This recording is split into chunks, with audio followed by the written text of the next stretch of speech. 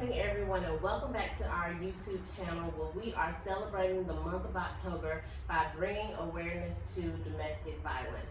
If you haven't already, please go back and check out our 2 previous videos that we have uploaded. Go ahead and click the subscribe button, like this video, and share. And please don't forget to add your comments down in the comment box, and we would love for you all to just join in on this discussion. This week's topic is Peace Through Shelter. The puzzle pieces are protection, stabilizing, and new beginnings. Shelter is a big part of our mission to end domestic violence. In our previous video, we talked about the lack of support in the lives of those who experience intimate partner violence. This is where shelter comes in to bring protection, stabilization, and new beginnings. Today we have a special guest, Ms. Calandra Davis, who is the shelter case manager at Casa Family Systems.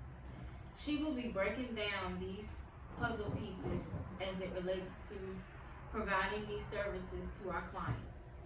The first puzzle piece is protection.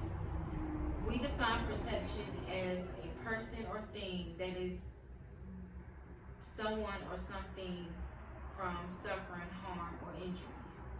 Thank you, Chelsea, for that definition of protection. So as Chelsea said, the first puzzle piece is protection. We like to think of the shelter as a safe place for somebody who has experienced domestic violence to come and sort their ideas out about how they would start a new beginning in their lives as they are escaping a domestic violence relationship. And we can, create a service plan to see how they can become more self-sufficient. When a client is accepted into our shelter, the initial stay time is 60 days. We have a great relationship with our law enforcement, so our clients can feel safe. The law enforcement, they do patrol the area. And they're always there when we need them. One of the biggest rules that we do tell our clients is to never disclose the location of the shelter, because that can put them in harm's way and it can put other families in danger as well, and also staff. If they disclose shelter, the abuser may, find out where they are and try to attack them and potentially hurt other people who are in the shelter. Also, during the initial intake process, we do ask clients if they want an order of protection. And if they do want an order of protection, I would refer to you, Kendra, and could you, explain to us the process of the order of protection? Definitely. So when an order of protection is brought up in the topic of conversation as a means to relief for a client, I assess them as well and complete a type of assessment which will determine how dangerous their abuser is to them. They know their abuser better than we know them. If they are fearful of law enforcement, fearful of losing their job, fearful of someone seeking a restraining order out against them, damaging their reputation, we definitely decide to recommend to go ahead, because once this protection is put in place, they're less likely to go against the court order. But if their abuser is just absolutely dangerous, they're not fearful of law enforcement, they don't mind going to jail, they don't mind losing employment, we don't suggest doing the order of protection because we don't want to put the client in any more harm's way concerning the abuser. We don't want to set them off.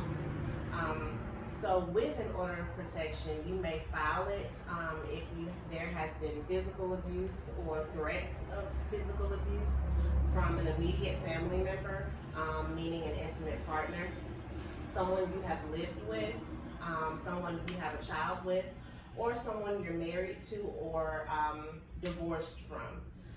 It relieves the person from being threatened by their abuser, being bodily harmed by their abuser, any type of stalking and harassment.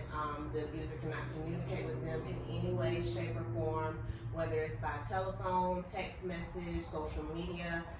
Judges would even advise that if you have an order of protection against you and you see the petitioner in the grocery store, you should just simply leave. So there's no communication whatsoever. The order of protection can be in effect at minimum for 6 months, at maximum for a year, just depending on the judge.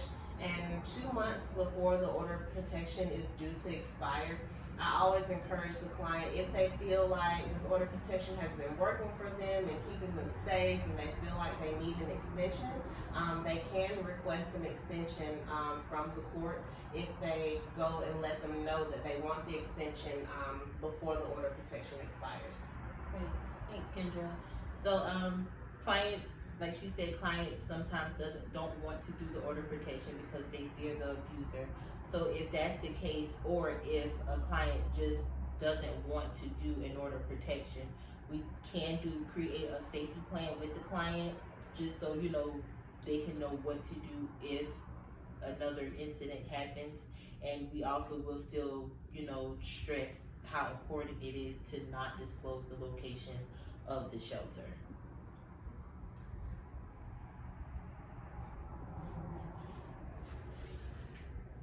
So what happens, you mentioned that the shelter is a 60-day stay. What happens if a client has been unable to obtain housing by the 60th day?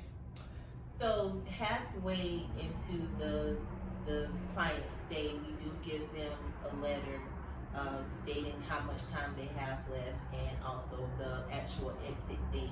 And closer to the exit date, we will give them, more letters stating the exit date. We do ask that if they need an extension, that they request an extension by writing a letter stating, why they need an extension and how much more time they may need. So from there, they will give us the letter. Of course, we will read it, and we will assess their situation, and we will also assess their service plan to see what goals they have met on their service plan within those 30 days. So we will assess all of that, and from there we will determine whether an extension will be granted or not.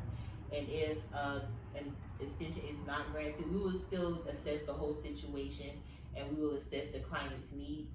And if we are not able to meet the client's need, then we will refer out to other agencies who can potentially help the client, reach their goals. Awesome. The next puzzle piece is stabilizing. We define stable as firmly established or not changing or fluctuating. Ms. Davis, what is the process of trying to get a client back stable? So the process of trying to get a client back stable, it all begins in the intake process. During the intake process, we do assessments, and those assessments are domestic violence assessments, sexual abuse assessments, substance abuse assessments, and health assessments. And we use those assessments to help get to know the client a little bit more and to, really see what's, going on in their lives. We learn through doing these assessments with the clients that as children, they have witnessed domestic violence with a family member, such as their aunt, mom, or whoever they may have grown up with, that they have witnessed, domestic violence. So they kind of take it into a cycle, and they don't know how to get away from it. So from there, we would assess the need. We will create a service plan to see, what they may need help with. If a client has mental issues, we will refer to mental health to see if they need an assessment or continued services with mental health. If it comes out that a client does have, substance abuse issues, we refer to the Dawn Center so, they can get assessed to see if services are needed. Other services that we provide, we do help with doing housing applications to help, find housing. And we also do employment searches with the clients. We do take them to job fairs when job fairs are open. Another thing that we like to do is we like to make sure that they have the important documentation, such as your ID, your social security card, and your birth certificate. And a lot of times when they come into shelter, they don't have these things. They just sometimes come in with the clothes in their bag and maybe a bag with another outfit, but they don't have, those important things sometimes. So, we do have to, take that route of getting those things for them. We also, try to help out if they don't have SNAP benefits, if they qualify for SNAP benefits. We can do those applications, TANF, just try to help them get on their feet, because we have to guide them to being self-sufficient. So you mentioned taking them to job fairs. Say you have a client who is in need of mental health, like you said, a job, and substance abuse. Do you also transport the client to the other appointments as well to help them achieve their goals? Yes, we try to make ourselves available to be able to take these clients to their appointments, because we want them to get better and be self-sufficient.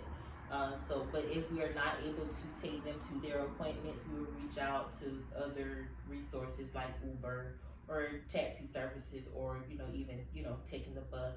And if they have Medicaid, they can call Logistic Care for doctor's appointments and mental health appointments like that. So if we're not able to take them, we will reach out to other people that can take them. That's awesome. So as you're working with these clients and they're checking goal after goal off the list, is there a change that you see in the client from when they initially entered shelter? Yes, usually when a client enters shelter, they're very sad, sometimes depressed, don't want to talk. It's kind of like pulling teeth to get them to talk to you, to find out what's going on. But as they're reaching their goal and checking out things on their service plan, you do see them a lot positive, because they're doing things that they set for themselves. So it is good to see them happy and doing things for themselves to better themselves. That's good. Awesome. The final piece of this week's puzzle is new beginnings. We define new beginnings as letting go of the past and freeing yourself from failures and disappointments. You can embrace a new perspective, a fresh look at the future, and all the wonderful possibilities it holds. So in the new beginning piece, this is the process of where a client has checked out many things on their service plan, such as getting a job, maintaining a job, getting housing for themselves, or if they have children, getting a place to stay for themselves and their children. And a lot of the times it gets emotional, because one, they're excited about getting things on their own, and then two, it may be a little fear of stepping out on your own, because like I said, a lot of the times these women, they depend on their abuser for financial support. They're just dependent on other people. So it may be a little scary to step out on your own and do things yourself. So what I like to do when my clients, not my clients, but when they exit shelter, I like to sit down and talk to them to see what's going through their head as they're getting ready to exit shelter, and give them a chance to express how they really feel about exiting shelter. And if a client is a little afraid of stepping out on their own, I will refer them to our community program, where they can do counseling or continue counseling if they've already been doing counseling while they were in the shelter. We can also refer them to the Strength in Families program, and we can also, if they have like issues with finances, we can also give financial advice as well. If a client is okay with stepping out on their own and wanting to do things themselves, we do still follow up with these clients to make sure everything is still good. And even if a client, is just calling because they just need somebody to talk to and they just, need some advice, they can always still call us and talk to us and get some advice from us.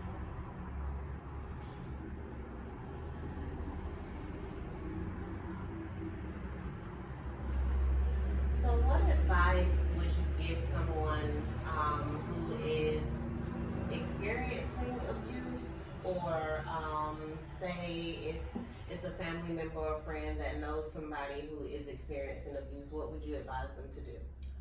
My advice would be to call a hotline. You can call our hotline, the CASA hotline at 803-531-6211 or 800-728-7228, or you could call the National Domestic Violence Hotline at 1-800-799-7233.